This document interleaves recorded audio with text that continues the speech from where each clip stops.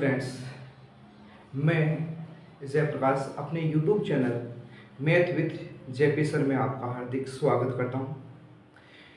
जैसा कि हमने लास्ट लेक्चर्स पढ़े हैं, उनमें वक्रता के बारे में बात कर रहे थे, साथ में वक्रता त्रिज्याओं के बारे में बात कर रहे थे।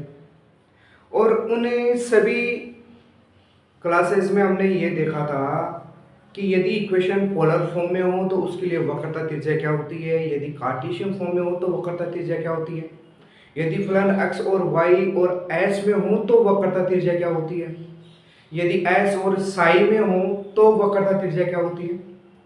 इसी क्रम में आज हम बात करने वाले हैं, यदि मेरे पास कोई भी फलन दिया गया है और वो फलन किस में हो, p और psi में हो, किस में हो, p और psi में यदि कोई इक्वेशन दी गई है तो उस इक्वेशन से हमें रेडियस ऑफ कर्वेचर किस तरह से निकालते हैं उसके बारे में हम क्या करेंगे, डिस्कस करेंगे।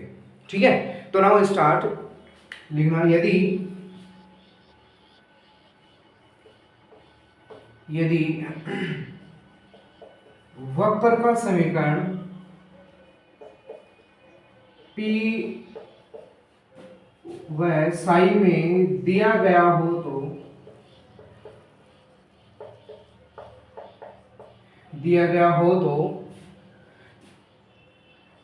तो यदि रिलेशन निकालना तो dp अपॉन डी साई।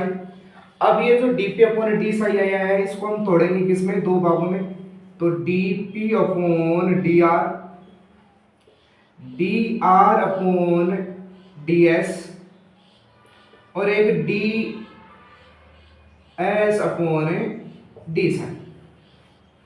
क्या किया है कि ये जो p और psi दिया गया है तो इस p और psi से मेरे को क्या निकालना पड़ेगा, रो की वैल्यू निकालनी पड़ेगी।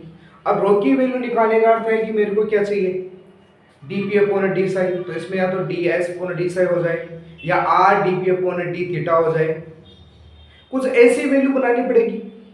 अब यदि ऐसी वैल्यू बनानी है तो मैंने क्या किया कि dp अपॉन डी साई बनाया और इसको भागों में तोड़ दिया, यानी इसको चेन रूल के अकॉर्डिंग मैंने क्या कर दिया, इसको तोड़ दिया है। अब चेन रूल के अकॉर्डिंग तोड़ेंगे तो dp upon dr upon ds upon d sine. तो इसको मैंने क्या किया, तीन भागों में तोड़ दिया है ना। अब देखो यहां से we know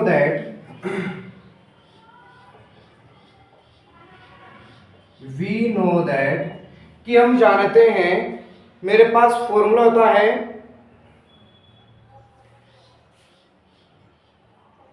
dr upon ds is equal to क्या बनता है, cos फाई।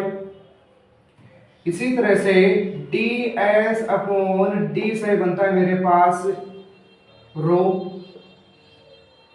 क्या बनता है, रो, जिसको मैं लिखता हूं r dr अपॉन dt। ऐसा बोलते हैं भाई, dr अपॉन ds ये हमने निकाला था, cos फाई बनता है, साथ में ds अपॉन डी साई इसकी वैल्यू बनती है रो, और रो को क्या लिखा जा सकता है, dr अपॉन dp, ऐसा लिखा जा सकता है। साथ में यदि परपेंडिकुलर की बात करें तो p equal to r sin phi होता है। इक्वेशन नंबर 2 दे दो, इसको इक्वेशन नंबर 1 एक ही बात है। ठीक है, इन सब की यदि वैल्यू मैं यहां पर रखूं तो यहां से मेरे पास क्या बनेगा, dp upon d psi is equal to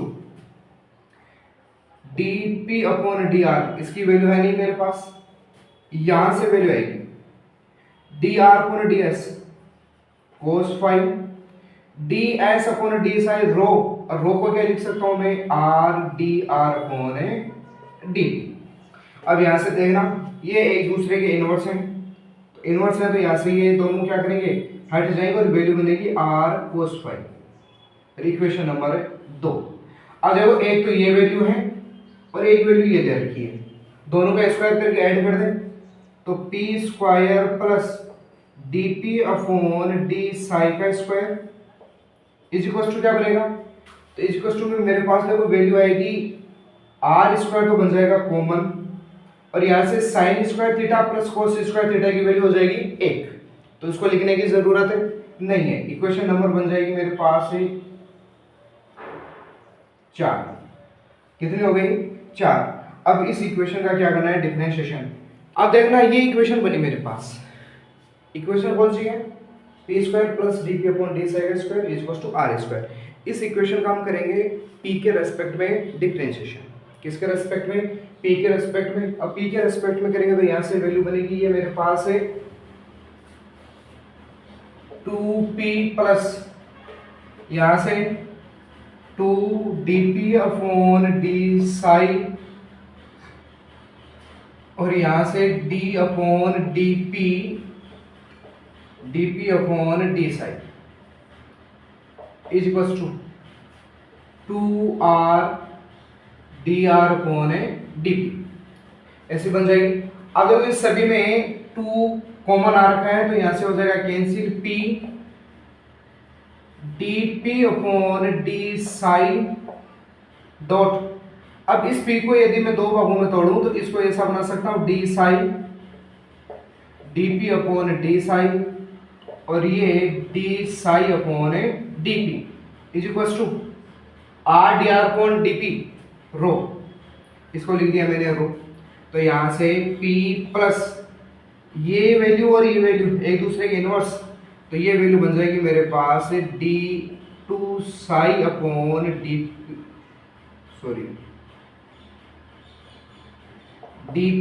to p upon d psi square is equal to rho. तो ये मेरे पास जो भी इक्वेशन आई है ये इक्वेशन दे रखी है, इस पर से रखी है पोलर इक्वेशन और वो भी किसके लिए, रेडियस ऑफ कर्वेचर के लिए। ओके, तो इस तरह से हम क्या करते हैं, इनकी वैल्यूज निकाल लेते हैं, किनके लिए, रेडियस ऑफ ए कर्वेचर के लिए। ठीक है, अब नेक्स्ट क्लास में हम बात करेंगे कि यदि मेरे पास कोऑर्डिनेट दिया गया हो, है ना, सेंटर निकालना हो, centre of A curvature, definition हमने देख ली थी। अब यदि उससे मेरे को सेंटर निकालने तो वो किस तरह से निकालेंगे ये बात करेंगे हम नेक्स्ट क्लास में, है ना। तब तक के लिए वीडियो देखें, लाइक करें, शेयर करें एंड सब्सक्राइब करें। यदि नोट्स चाहिए तो नोट्स के लिए डिस्क्रिप्शन में मेरा टेलीग्राम लिंक दिया गया है, आप उसको ज्वाइन कर सकते हैं, वहाँ से आपको सारे नोट्स प्रोवाइड हो जाएंगे। ठीक है, और ज़्यादा से ज़्यादा शेयर करें। Thank you.